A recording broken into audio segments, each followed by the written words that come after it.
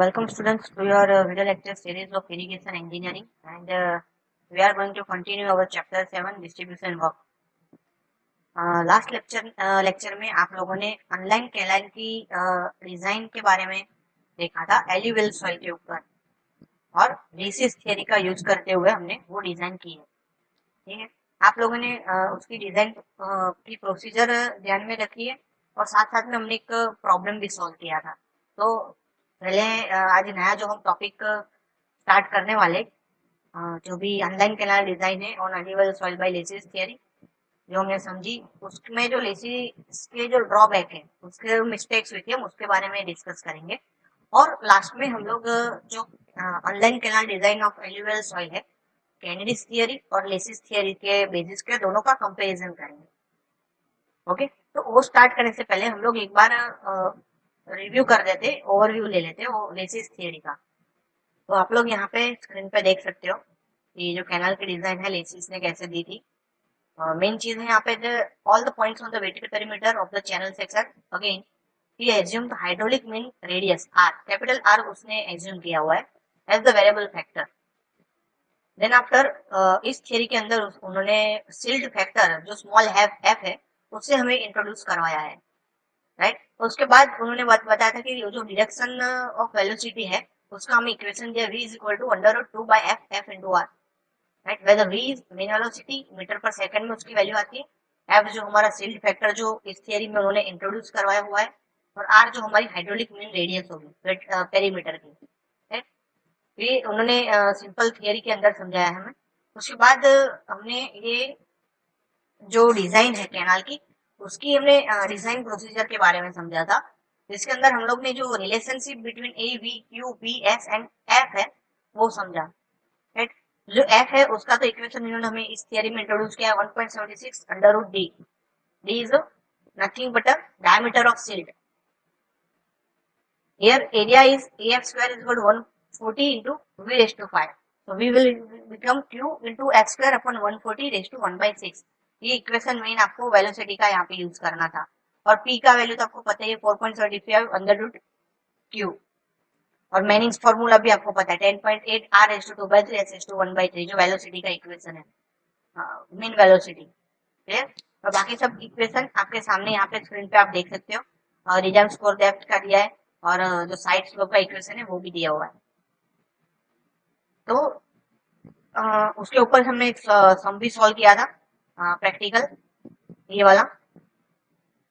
अगर आपको नहीं समझ में आया तो वापस से आप अपना लास्ट लेक्चर है उसको एक बार रिवाइज कर सकते हो आप लोग।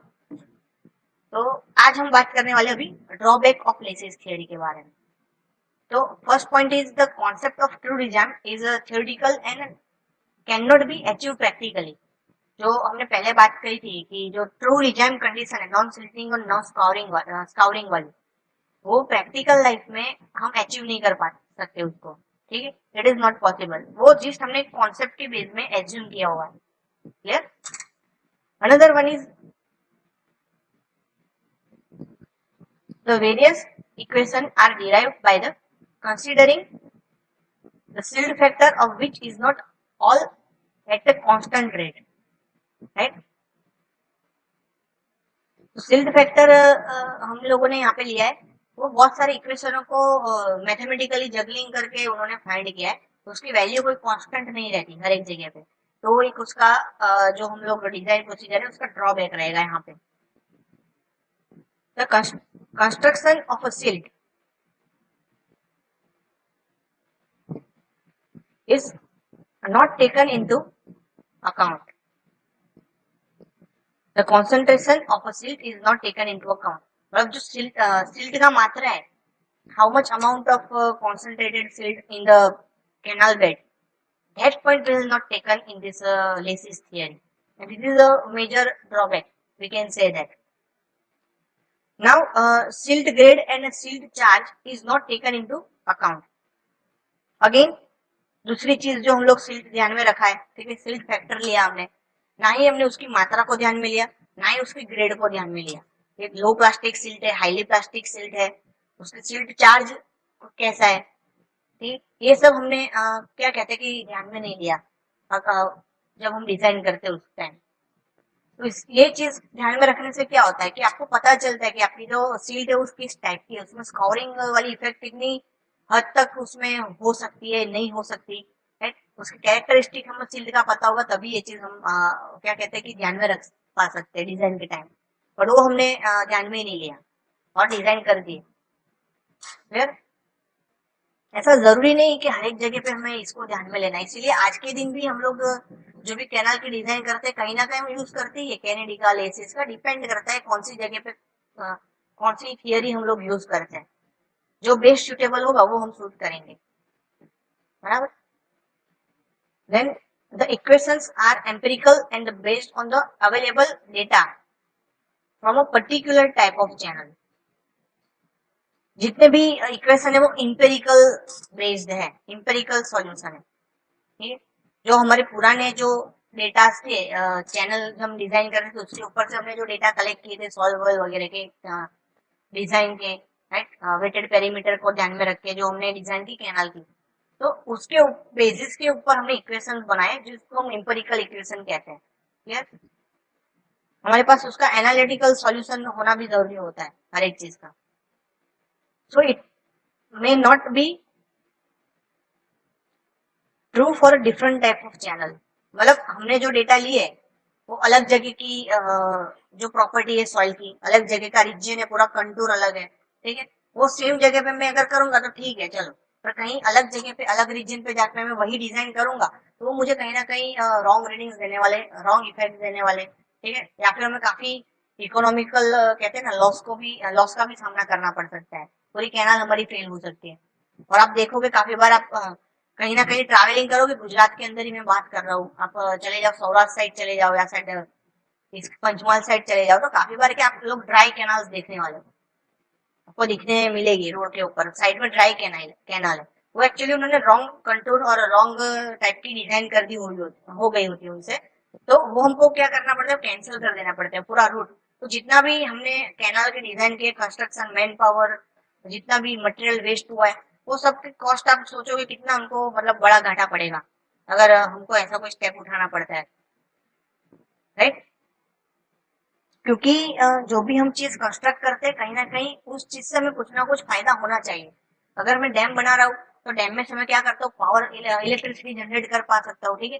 या फिर एरिड रीजन के टाइम में क्या उसको जो वियर और बैरियर है उसको मैं अप डाउन करके, सांप को अप डाउन करके पानी में पहुंचा सकता हूँ जहाँ पे पानी की तंगी आ रही है, तो वो पानी से हम लोग इरिगेशन स्टार्ट कर सकते हैं। उसी पानी से हम लोग एनर्जी जनरेट करते हैं, तब जाके हम कहीं ना कहीं किसी भी जगह पे ये कहते हैं डैम वगैरह का कंस्ट्रक्शन करते हैं, ऐसे नहीं कर देते, राइट। तो जो कैनाल बना रहे हैं तो कैनाल का काम क्या है, वो हर एक जगह पे पानी पहुंचाना, इरिगेशन प्रॉपर पर्पज से या फिर ड्रिंकिंग पर्पज से हम पानी किसी भी जगह पे पहुंचा रहे हैं। वो पानी पी के ही तो एनर्जी आती है हमके अंदर, हमारे अंदर, ठीक है, हम काम कर पाते हैं। इरिगेशन में पानी नहीं होगा तो हम लोग क्या कहते क्रॉप का कल्टीवेशन नहीं कर सकते। तो ये सब चीज हमें फायदा कर रही है इसलिए हम उसको करते हैं। और वही चीज कहते हैं कि वेस्ट हो जाएगा पूरा तो हमें बहुत बड़ा नुकसान हो सकता है फ्यूचर का भी, और जो हम उस टाइम पे कंस्ट्रक्शन कर रहे हैं उस टाइम का भी। Then the characteristic of resign channel may not be same for all cases. Obviously जो रिजाइम चैनल है वो हर एक जगह पे सेम नहीं होने वाली है, ऐसे तो ये रिजाइम वाला कॉन्सेप्ट ही हमारा एजम्पशन बेस के ऊपर हमने लिया हुआ है, ठीक। तो एक पॉइंट आप ऐसे भी ऐड कर सकते हो कि उसके जो रिजाइम के कैरेक्टरिस्टिक्स है वो भी सेम नहीं रहेंगे। क्लियर। ये था हमारे लेसिस के अंदर, थ्योरी के अंदर जो भी ड्रॉबैक हुए थे वो। अगर आप लोग इन फ्यूचर कोई बड़ा प्रोजेक्ट लेते हो, मास्टर डिग्री करते हो, तो आप लोग क्या कर सकते हैं, जो ड्रॉबैक्स दिए ना, कोई भी थियरी पकड़ लो आप, उसके ड्रॉबैक्स के ऊपर भी आप रिसर्च कर सकते हो। अगर किसी ने इरिगेशन में एडमिशन ले लिया तो लिसिस थियरी के ड्रॉबैक के ऊपर भी अपना पूरा मास्टर का थीसिस वर्क कंप्लीट कर सकता है। तो ये आपको एक मैंने ध्यान में चीज लाया हुआ फिर, मतलब कोई भी टॉपिक ले लो, आपको स्ट्रक्चर देख के उसमें कोई आपको ड्रॉबैक दिख रहा है, कंक्रीट में दिख रहा है, सॉइल में दिख रहा है, इरिगेशन में दिख रहा है, वाटर रिसोर्स में दिख रहा है, तब उस टॉपिक के ड्रॉबैक को लेके अपना पूरा थीसिस बना सकते हो। यहाँ पे तो आप देख सकते हो 5 से 6 ड्रॉबैक दिए, 5 से 6 थीसिस आप लोग बना पाओगे इसके ऊपर से। क्लियर। नाउ हम नेक्स्ट टॉपिक लेते हैं अपना, ये जो कंपैरिजन है लेसिस और कैनेडी का, क्या बेसिक डिफरेंस है दोनों के अंदर। तो आप लोग अपनी स्क्रीन पे अभी देख पा रहे होंगे। First one,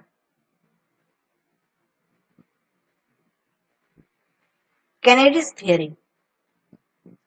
Silt is kept in a suspension by the vertical component of eddies. Kennedy assumed that silt is kept in suspension by eddies generated only at the base and D is the relevant parameter. मतलब जो silt का suspension वाली चीज है, ऊपर नीचे जो उसका होता है सिल्ट, वो सिर्फ और सिर्फ जो वर्टिकल एडीज होते हैं उसके कारण हो रहा है यहाँ पे। क्लियर? मतलब उन्होंने ऐसा माना, एज्यूम किया है कि जो जितने भी एडीज है उसी के कारण सिल्ट का जो सस्पेंशन चीज हो रही है वो यहाँ पे ध्यान में रखते हैं। उसके अंदर डिपेंड करता है जो बेड है वो और डी, कैपिटल डी, बस ये दोनों चीज पे वो सस्पेंशन ऑफ सिल्ट कैरी कर पा रहे हैं। यहाँ पे लेसिस ने वही चीज को क्या समझाया, silt is kept in a suspension by the vertical component of eddies. Same चीज, राइट, जो कैनेडी ने कहा वही। Lacy advocate that such eddies generated throughout the perimeter of the channel and consider the hydraulic radius R at the relevant parameter। मतलब इसने कहा कि Aedes के कारण हो रहा है, इसने बताया कि वो एडिस होने का रीजन क्या है। वो हमने मान लिया कि सिल्ट का सस्पेंशन एडिस के कारण हो रहा है, वर्टिकल एडिस जो जनरेट होती है उसके कारण हो रहा है। और वो एडिस के ऊपर कौन से जो पैरामीटर्स जो है वो अफेक्ट कर रहे हैं, तो उन्होंने बताया कि जो हमारा पेरीमीटर है, चैनल सेक्शन का पेरीमीटर है वो, और hydraulic mean radius canal cross section की, ये दोनों चीज जवाबदार है वर्टिकल एडिस को जनरेट करने में। ये दोनों का डिफरेंस होगा। देन कैनेडी, दूसरा पॉइंट कैनेडी का, it recommended the use of cutters equation. बराबर, हम लोग जो फाइंड करते हैं कटर्स फॉर्मूला के ऊपर से फाइंड करते हैं, जबकि लेसिस में it gives its own flow equation, खुद का ही उसने इक्वेशन डिराइव किया है। यहाँ पे लेसिस थियरी के अंदर हमें उसी के ऊपर निर्भर रहना है, पूरा थियरी दी है उसी के ध्यान में रख के हमें सब फाइंड करना है। जबकि कैनेडी थियरी के अंदर हमें कटर्स फॉर्मूला का यूज करना है, दूसरी थियरी को भी साथ में रख के चलना पड़ेगा। तो ये ड्रॉबैक हो गया दोनों का, और क्या कहते हैं, डिफ्रेंशिएट होगा। अनदर पॉइंट है कैनेडी में, introducing the critical velocity ratio two account for silt grade. बराबर, क्रिटिकल वेलोसिटी को उन्होंने यहाँ पे टेकन प्लेस लिया है सिल्ट ग्रेड को काउंट करने के अंदर। सिल्ट ग्रेड को उन्होंने इस तरीके से डिनोट किया, क्रिटिकल वेलोसिटी को ध्यान में रखते। जबकि यहाँ पे लेसिस ने क्या किया है, he will introduce the silt factor and give an equation for its determination from the average particle size। उन्होंने यहाँ पे पर्टिकुलर अपनी खुद की सिल्ट फैक्टर जो है, सिल्ट की ग्रेड फाइंड करने के लिए सिल्ट फैक्टर का इक्वेशन दिया है 1.75 अंडर रूट डी, राइट। जो डी है वो क्या करता है, सिल्ट फैक्टर जो पार्टिकल साइज है सिल्ट का उसके ऊपर आधारित है वो इक्वेशन। क्लियर? तो वो भी चीज यहाँ उन्होंने हमको दी है इक्वेशन सिल्ट फैक्टर का। Another point in Kennedy's theory is bed slope was selected on the basis of the available group slope or it obtained from the Woods normal table। जो बेड स्लोप हमने यहाँ पे design किया है, bed slope जो हमने लिया है वो ग्राउंड स्लोप होता है उसके ऊपर डिपेंड करता है। जो अवेलेबल ग्राउंड स्लोप हमने कहते डिटरमाइन किया है उसके ऊपर हमने बेड स्लोप को ध्यान में रखा है। अदरवाइज हम लोग को वुड्स जो इक्वेशन है, वुड्स का जो नॉर्मल टेबल है उसको ध्यान में रख के हमें उसको बेड स्लोप डिराइव करना है।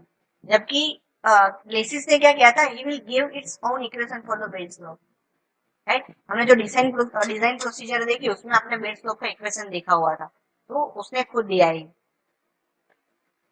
Then after in Kennedy's theory, another point is design of channel is not unique. It depends upon the bed slope and the B by D ratio. Okay? तो जो हम डिजाइन करते हैं वो unique नहीं है, बेड स्लोप और जो B by D रेशियो है, विड्थ बाय डेप्थ रेशियो, उसके ऊपर पूरे आधारित है। ठीक है? जबकि लेसिस ने अपने खुद डिजाइन को पूरा यूनिक रखा है, आप कैसे भी उसको डिजाइन कर सकते हो। आप उसको कहते हैं, आप उसके मालिक हो डिजाइन करने के। ठीक है, कोई भी बेड स्लोप रखो, B by D रेशियो रखो, as suitable on the site आप उसको यूज कर सकते हो।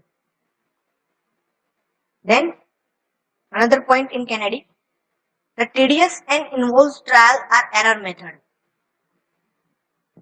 right? हम जो भी रीडिंग्स लेते हैं वो ट्रायल एंड एरर मेथड के ऊपर डिपेंड करेंगे, मतलब वो यहाँ पे वैलिड नहीं है तो उसको हम कैंसिल करके दूसरा ट्राई करेंगे, जबकि लेसिस थ्योरी के अंदर वो सिंपल एंड स्ट्रेट फॉरवर्ड है, ठीक है, प्रैक्टिकल है एकदम चीज, जो भी हम लोग डिजाइन के अंदर ध्यान में रखें एक पूरी प्रैक्टिकल रहेगी वो चीज सब, और उसमें कोई कॉम्प्लिकेशन नहीं, किसी और थ्योरी का यूज नहीं करना है तो वो हमें इजी भी रहता है यूज करने में।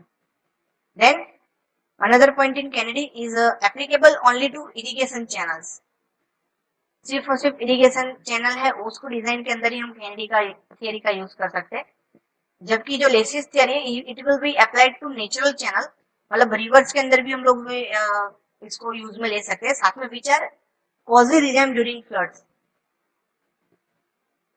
राइट। फ्लड के टाइम में जो रिवर्स होती है उसमें काफी बहुत बदलाव आ जाते हैं, चेंजेस आ जाते हैं, तो वो सब भी जो हम जो डिजाइन करेंगे वो बनाएंगे वो उसको भी कैरी कर पाएंगे, उस टाइप की हम डिजाइन करते हैं लेसी के अंदर। वो चीज कैनेडी में पॉसिबल नहीं है, वो सिर्फ और सिर्फ इरिगेशन कैनाल के अंदर ही होगी, तो उसमें ऐसा कुछ नहीं होता कि सडनली हमने बहुत सारा पानी छोड़ दिया और स्टेबल रहता है उसका फ्लो एग्जैक्टली, रिवर में वो स्टेबल नहीं रहता, राइट।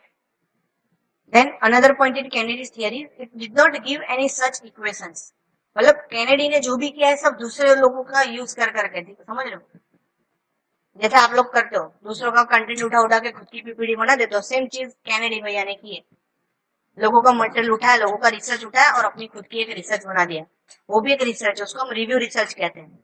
आपको शायद लगेगा कि ये तो चीटिंग, ऐसा नहीं है, आप लोग ये रिसर्च भी कर सकते हो, उसको रिव्यू रिसर्च कहते हैं, दूसरों को ध्यान में रख के अपना खुद का रिव्यू देना, ठीक है। जबकि लेसी का क्या है, यहाँ पे flow equation applicable to both regime and non regime channels, जो भी फ्लो इक्वेशंस है वो रिजैम चैनल और नॉन रिजैम चैनल दोनों के अंदर इक्वेशंस उसके हम लोग यूज कर सकते हैं, काफी प्रैक्टिकल आपको समझा, मैंने डिजाइन भी यूनिक है, simple and straight forward design दिया उसने, ठीक है। तो लेसी भैया ने खुद मेहनत की है, उन्होंने खुद वो इक्वेशन डिराइव किए, क्लियर। तो आपके सामने है ये, एक बार फिर से आप लोग जो भी कंपैरिजन है वो एक बार पढ़ लेना, स्क्रीनशॉट निकाल लेना, या फिर मैं उसके लिए आपको क्लियर कर देता हूँ ये, ठीक है। इसका स्क्रीनशॉट निकालना है तो वो निकाल लेना अगर बुक नहीं है तो।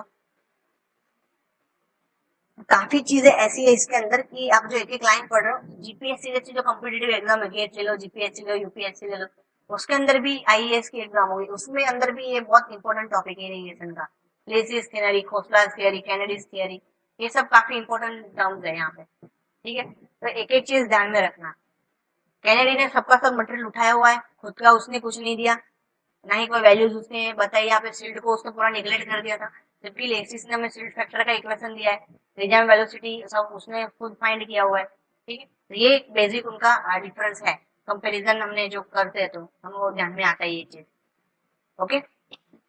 तो स्टूडेंट्स बस आज के लिए हम यही दो चीज ध्यान में रखेंगे। फर्स्ट ऑफ ऑल हमारा टॉपिक था ड्रॉबैक ऑफ लेसिस थियरी, जो हमने पढ़ी थी उसके ऊपर, और आज हमने कंपैरिजन भी देख लिया कैनेडीज और लेसिस थियरी का, ठीक है। तो मिलते हैं हम नेक्स्ट लेक्चर के साथ नए टॉपिक के साथ, तब तक के लिए take care of yourself, bye bye.